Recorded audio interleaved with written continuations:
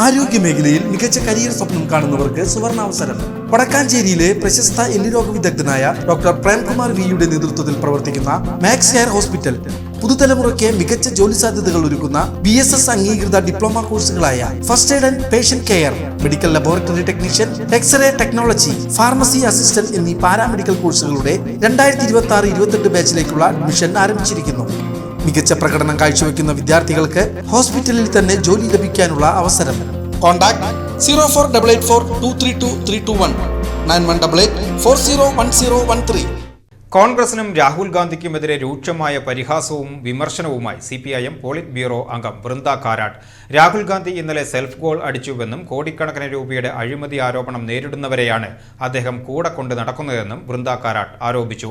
BJPയിലെ പോലെ തന്നെ നുണപ്രചരണ തന്ത്രമാണ് കോൺഗ്രസും കേരളത്തിൽ പയറ്റുന്നതെന്നും അവർ തൃശൂരിൽ പറഞ്ഞു. രാഹുൽ ഗാന്ധിയുടെ തെരഞ്ഞെടുപ്പ് പ്രചരണങ്ങളെയും കോൺഗ്രസിന്റെ വാഗ്ദാനങ്ങളെയും കടന്നാക്രമിച്ചുകൊണ്ടാണ് വൃന്ദ കാരാട്ട് രംഗത്തെത്തിയത്. രാഹുൽ ഗാന്ധിയുടെ പാട്ടിന് മറുപടിയായി പോറ്റിയെ സോണിയാഗാന്ധിയെ കാണിച്ചത് ആരപ്പ എന്ന് അവർ പരിഹസിച്ചു.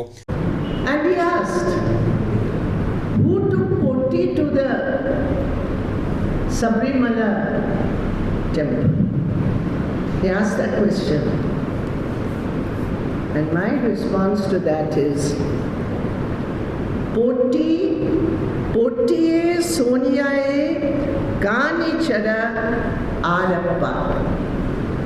What does it mean? പൊട്ടിയെ സോണിയെ കാണിച്ചത് ആരപ്പ.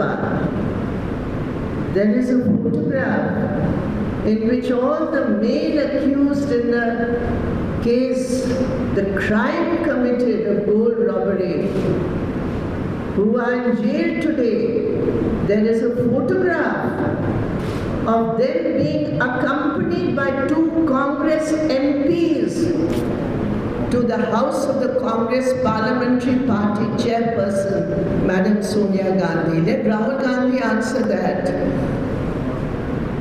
How is it that they reach Sonia Ji's house or her office? So, first look at yourself and heal yourself, because your party went to the High Court against the SIT. The High Court rejected your petition and said SIT is doing a very good job. Under the LDF government, we have made it absolutely clear, whoever is involved,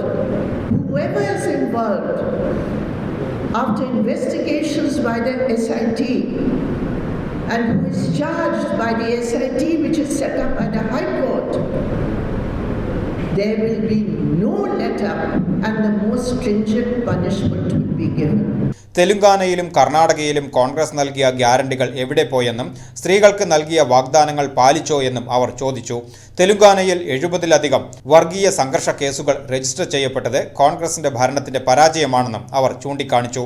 തൃശൂരിൽ കഴിഞ്ഞ ലോക്സഭാ തെരഞ്ഞെടുപ്പിൽ കോൺഗ്രസിന്റെ 1 ലക്ഷം വോട്ടുകൾ എവിടെ പോയെന്ന് വ്യക്തമാക്കണം. BJPയും UDFും ചക്കിക്കൊത്ത ചങ്കന്മാരാണെന്നും ഇരുവരും നുണപ്രചരണ ഫാക്ടറികളായി മാറിയെന്നും വൃന്ദ കാരാട്ട് പറഞ്ഞു.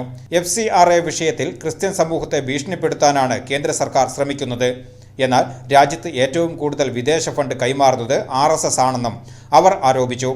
SDPI ബന്ധം ആരോപിക്കുന്നത് യഥാർത്ഥ വിഷയങ്ങളിൽ നിന്ന് ശ്രദ്ധ തിരിക്കാനാണെന്നും കോൺഗ്രസിന്റെ ഡീൽ ആരോപണങ്ങൾ അടിസ്ഥാനരഹിതമാണെന്നും അവർ കൂട്ടിച്ചേർത്തു.